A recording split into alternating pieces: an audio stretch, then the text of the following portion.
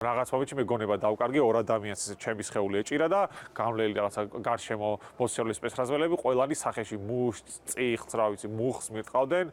ეს მონაკვეთი კლინიკაში ლაზარე მაღლაკელიძეს აქციის იმ მონაწილემ მოუყვა, რომელიც ასევე დაიჭირეს და მასთან ერთად სასტიკად სცემეს. ახალგაზრდები 2 დეკემბრის გამთენიისას სპეცრაზმელებმა ძალადობრივად დააკავეს.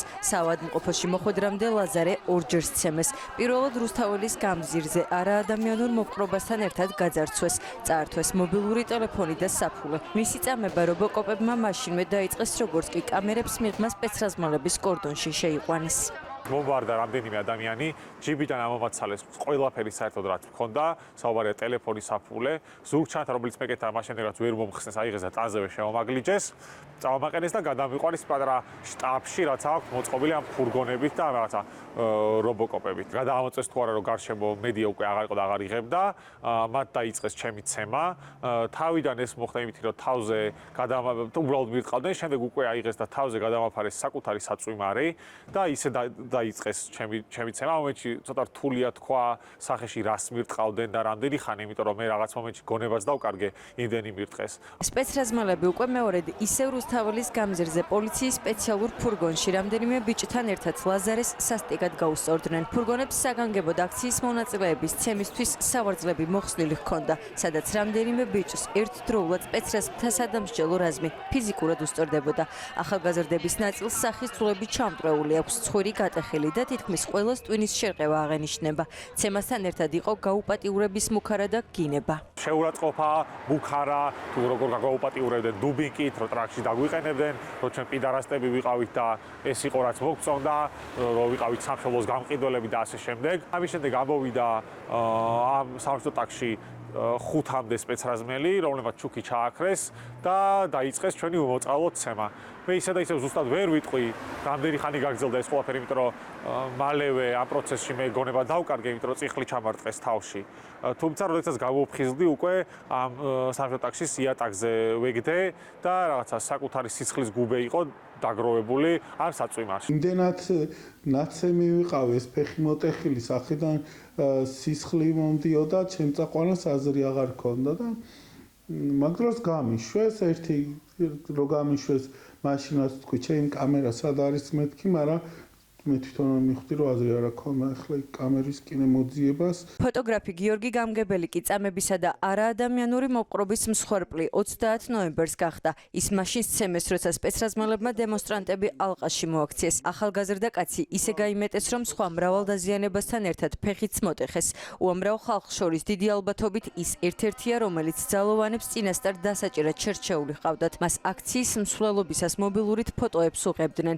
მოქალაქეების ალყაში მოქცევის შემდეგ კი ძალოვანებმა ერთმანეთს მიუთითეს, რომ ის უნდა დაეჭირათ. ცემისგან დაკარგა გონება და ამ დროს ფოტოაპარატი პოლიციელებმა გასტაცეს.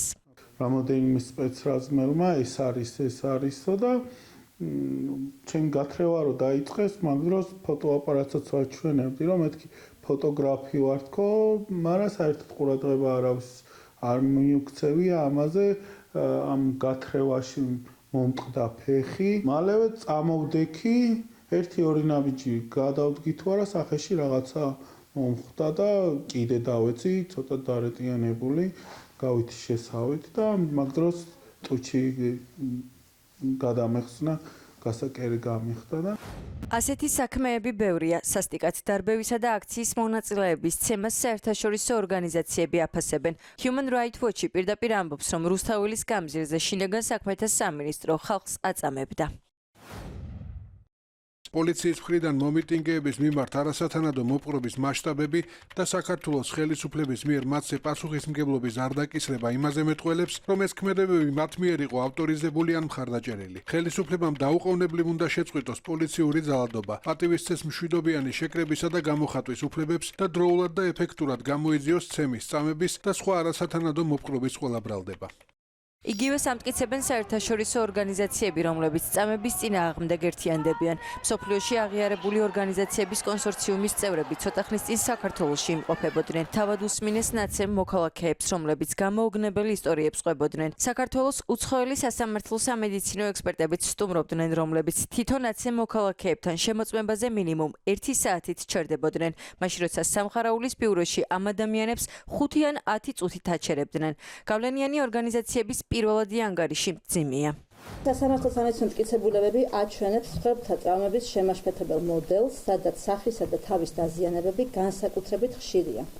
ბევრმა დაზარალებულმა მიიღო მძიმე დაზიანება, მათ შორის ცხვირის სulis მოტეხილობა, თავის ტვინის შერყევები და რბილი ქსოვილების მასშტაბური დაზიანებები. ისინიც ხედავენ, რომ საქართველოში აქციების დაშლას, დარბევას ასევე ჰქონდა ის ხასიათი, რომელიც საბოლოო ჯამში გულისხმობდა ადამიანების წამებას და მათ მიმართ არასქანადო არაადამიანური დამამცირებელი მოპყრობის განხორციელებას. თითოეულ ნაწამებ ადამიანთან დაკავშირებით სპეციალური საგამოძიებო სამსახური ინფორმირებულია. უწყებას აქვს საკმარისი მტკიცებულებებიც მოძალადეების დასასჯელად, თუმცა ამ დრომდე არავისთვის მოუთხოვიათ პასუხი. გამოძიება მიმდინარეობს პოლიციელის სამსახურეობრივი უფლებამოსილების გადამეტების მუხლით, თუმცა საიაში ამტკიცებენ, რომ ეს არასწორია და გამოძიება თავიდანვე წამების მუხლით უნდა აღზრულიყო. ამ მუხლების გადაკვალიფიცირებას არასამთავრობო ორგანიზაციები ითხოვენ, თუმცა თითქოს დამოუკიდებელ უწყებას ჯერ არანაირი რეაგირება არ აქვს. წამება არის ცალკე მუხლის სისხლის სამართლის კოდექსში, არასათანადო მოპყრობის სხვა ფორმები ასევე ცალკე მუხლებად არის მოცემული კანონმდებლობაში. ეს არის სპეციალური მუხლები, რომელიც ამ სიტუაციას ერგება და ამ მუხლებით უნდა დაწყებულიყო გამოძიება, რაც არ მიმდინარეობს ასე სწორი კვალიფიკაციით. ეს არის ის სამწუხაროდ ის მანკიერი პრაქტიკა, რომელსაც ეს უწყება უკვე წლებია მიყვება, რაც შეიქმნა იმის შემდგომ, როდესაც ამ მიმართულებით არაეფექტიანად იძიებს საქმეებს. მოძალადე პოლიციელების მხარეს მხოლოდ რუსი ოლიგარქი და მიტაცებული უწყებები არიან. მათ წინააღმდეგ ქუჩაში გამოსულ ხალხს კი საქართველოს პრეზიდენტი და ცივილიზებული მსოფლიო უმაგრებს ზურგს, რომლებიც არ აღიარებენ არჩევნების შედეგებს და ქართული ოცნების მმართველობას არალეგიტიმურს უწოდებენ.